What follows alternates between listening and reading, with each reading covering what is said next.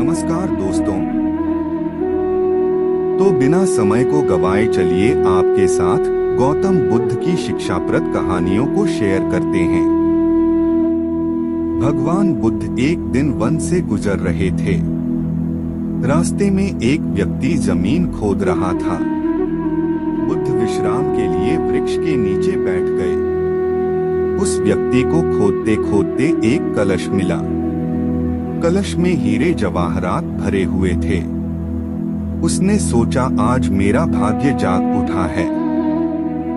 उसने कलश बुद्ध के चरणों में रखा तथा कहा, आपके आशीर्वाद से ही मुझे यह अकूत दौलत प्राप्त हुई है। मैं इसमें से कुछ रत्न आपको भेंट करना चाहता हूँ। बुद्ध ने कहा, तुम्हारे लिए यह दौलत है, किंतु मेरी दृष्टि में यह विष के समान है। बिना परिश्रम के मिला धन विष ही होता है। वह व्यक्ति नाराज होकर कलश लेकर चला गया। उसने हीरे जवाहरात बेचकर संपत्ति खरीदी और दरिद्र से धनवान हो गया। किसी ईर्ष्यालु ने राजा से शिकायत कर दी कि जमीन में दबा धन राजकोष का होता है। अमुक व्यक्ति ने उसे निजी काम में लाकर नियम का उल्लंघन किया है। राजा ने उस व्यक्ति को पकड़वाकर बुलवाया और कलश जमा कराने को कहा तो उसने सच्ची बात बता दी कि मैंने हीरे जवाहरात बेचकर संपत्ति खरीद ली है। राजा के आदेश से उसे परिवार सहित जेल में डाल दिया गया। उसकी संपत्ति जब्त कर ली गई। एक दिन राजा जेल के निरीक्षण के लिए गया। उस व्यक्ति से भी मिला। उसने कहा, राजन, मुझे जब वह कलश जमीन से मिला तो बुद्ध वहीं थे। उन्होंने मुझसे कहा था कि इसमें रत्न नहीं विष भरा है।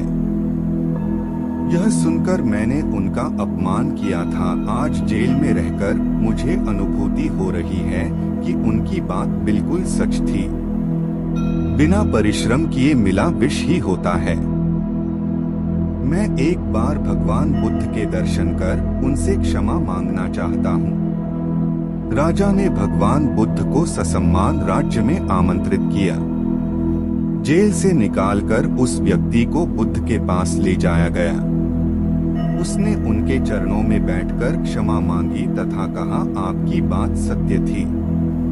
कलश में वास्तव में विष था जिसने मुझे जेल भिजवाया। बुद्ध के आदेश से राजा ने उसे जेल से रिहा कर दिया। उसने उसी दिन से परिश्रम से प्राप्त धन से जीवन यापन शुरू कर दिया। अगर आप मोटिवेशनल स्टोरीज, इंस्पिरेशनल स्टोरीज और हिंदी कहानियाँ पसंद करते हैं और इसी तरह और भी ऐसी कहानियाँ पढ़ना चाहते हैं तो फिर लेजेंड्स मोटिवेशन को सब्सक्राइब जरूर करें। Thank you.